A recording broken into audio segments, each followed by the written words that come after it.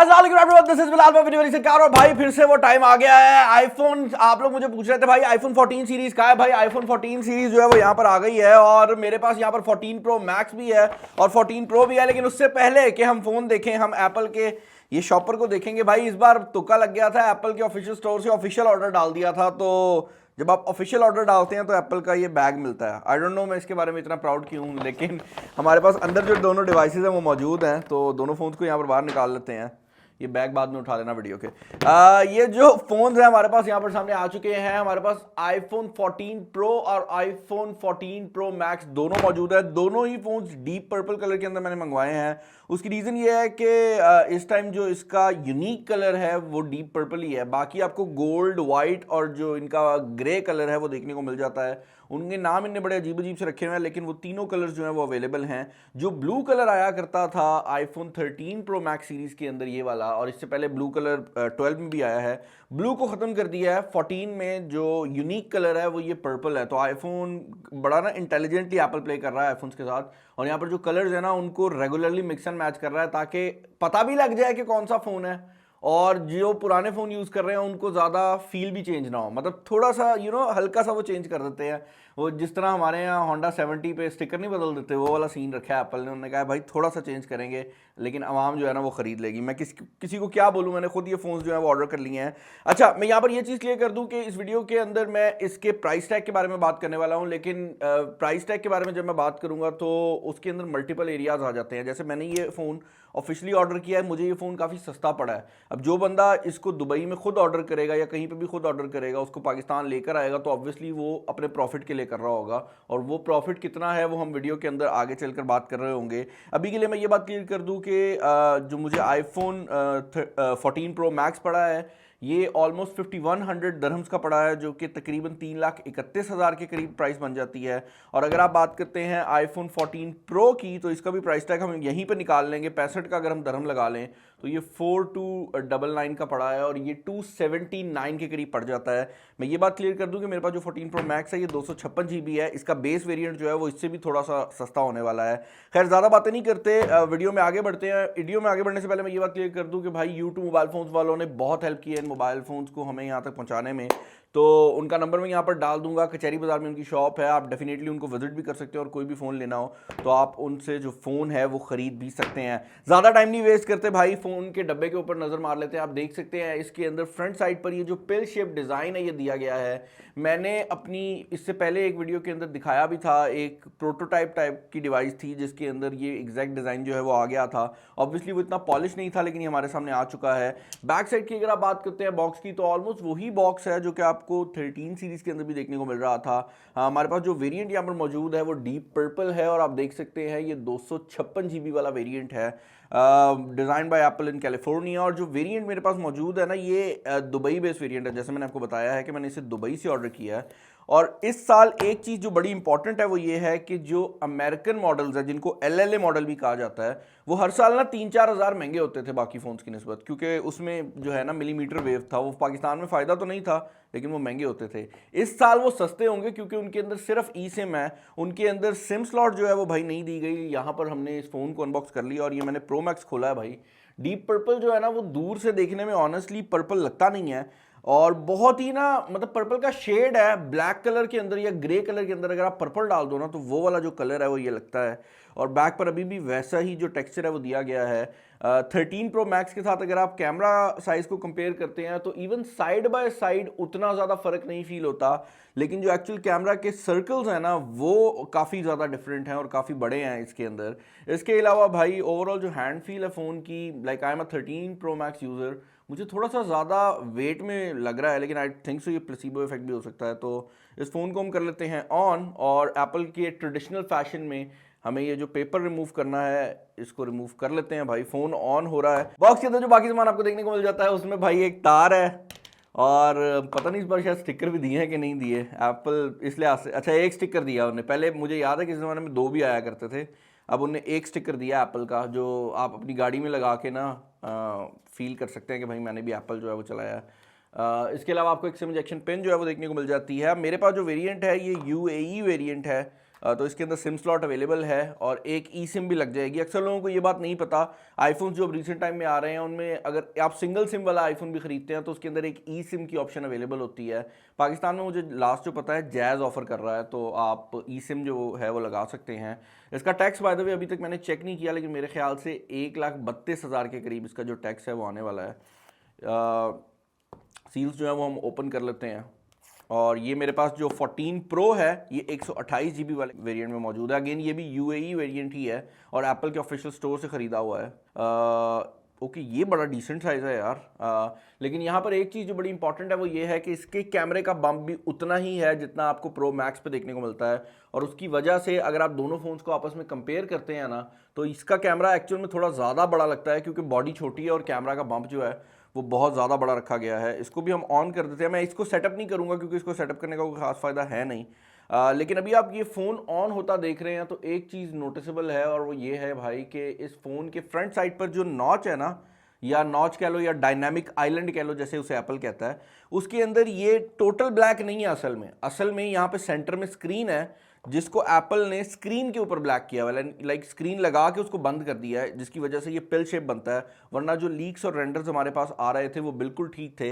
इसके सेंटर में थोड़ा सी स्क्रीन ज़रूर मौजूद है लेकिन एप्पल ने उसको पावर ही नहीं दी। मैं इस फ़ोन को जल्दी सेटअप करता हूँ, उसके बाद मिलते हैं और देखते हैं कि फ़ोन कैसा है भाई, क्या क्या नए फीचर्स दिए गए हैं, सब डिस्कस करेंगे। ओके यार, एक चीज़ जो कि बड़ी इंटरेस्टिंग हुई है वो ये है कि यूजुअली जब आप आईफोन को सेटअप किया करते थे तो आपको ये वाली जो स्क्रीन है नज़र नहीं आती थी, लेकिन अब ये आपको इस स्क्रीन पे कह रहा है कि भाई आप अपने जो आईफोन है उससे ई सिम को जो है वो ऑन कर ले। ऑल दो मैं ये बात क्लियर कर दूं कि ये UAE मॉडल जो है इसके अंदर सिम कार्ड की ऑप्शन अवेलेबल है, लेकिन ये भी आपको अब जो ई सिम है ना उसकी फुल फ्लैज जो ऑप्शन है वो दे रहा है और बार बार आपको कह भी रहा है, इवन सेटिंग के अंदर कह रहा है कि भाई आप अपनी जो ई सिम है ना वो सेटअप कर लें, क्योंकि आई थिंक आने वाले टाइम के अंदर ये सब मॉडल्स के अंदर से जो फिजिकल सिम कार्ड की स्लॉट है वो निकाल देंगे। पाकिस्तानियों के लिए बड़ा प्रॉब्लम होने वाला है क्योंकि पाकिस्तान के अंदर अभी बहुत कम, आई थिंक सिर्फ जैज़ ऑफर करता है ये वाला ई सिम की ऑप्शन, तो या तो बाकी नेटवर्क्स ऑफर कर दें या फिर वैसे भी इस टाइम तो पाकिस्तान में आईफोन की जो सिचुएशन है ना वो बहुत ही मुश्किल चल रही है, क्योंकि एक तरफ टैक्स बढ़ता जा रहा है, दूसरी तरफ हम पीछे भी जाई जा रहे हैं काफ़ी हद तक ना,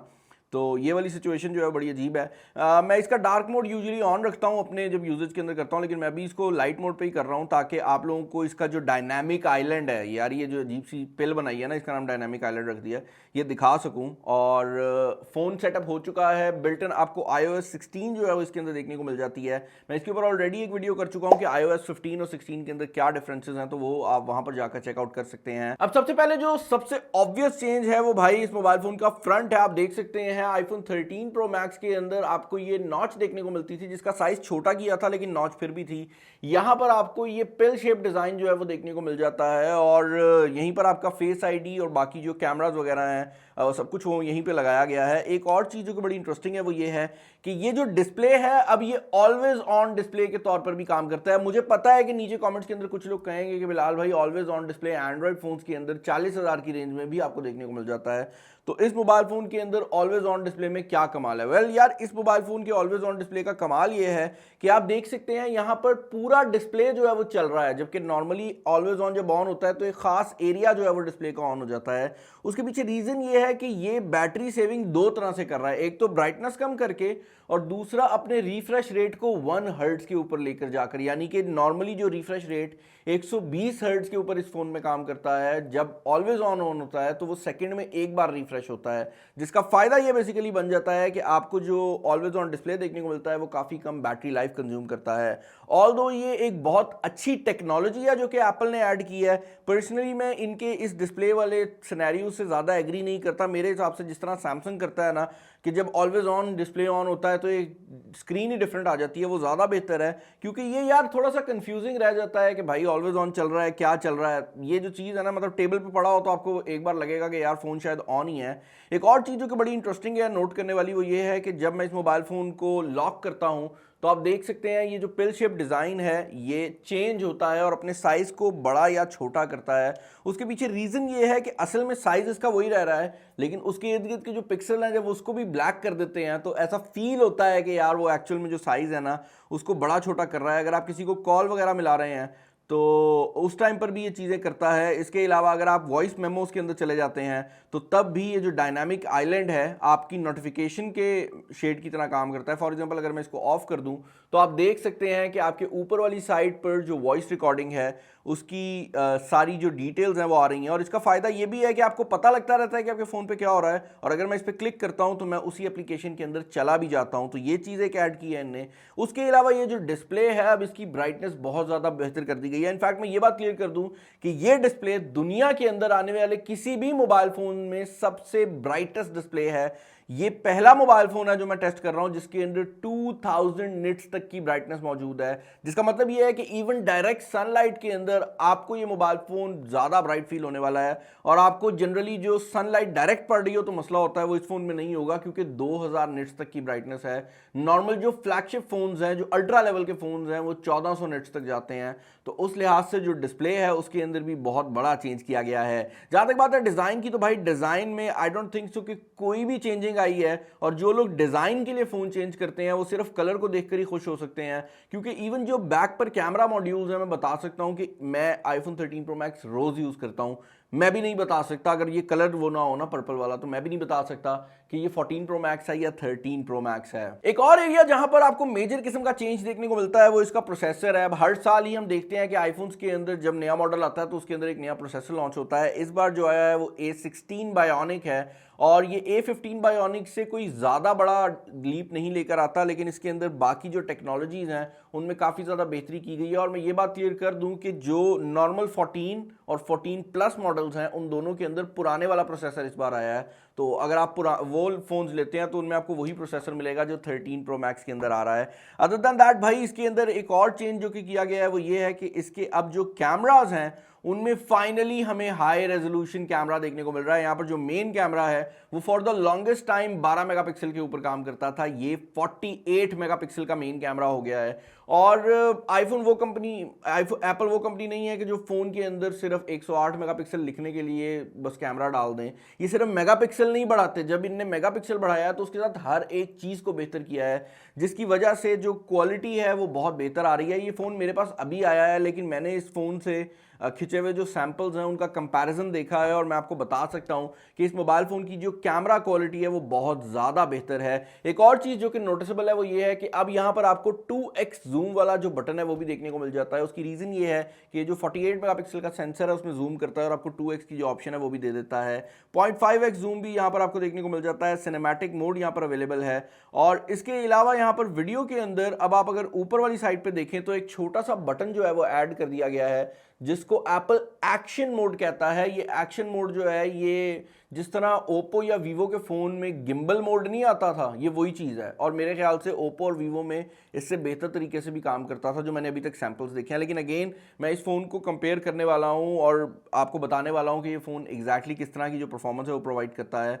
अदर देन दैट भाई बाकी चीज़ों में कैमरा वाली साइड से क्वालिटी बहुत बेहतर हुई है, लेकिन कोई ऐसा मेजर चेंज नहीं है जो कि मैं यहाँ पर आपको दिखा सकूं। अच्छा भाई, वीडियो में आगे बढ़ने से पहले मैं इसकी जो सिम स्लॉट है उसको भी चेक करना चाहूंगा, क्योंकि भाई मुझे लग रहा है कि अगले साल जो आईफोन आना है ना उसके अंदर शायद सिम स्लॉट ना हो।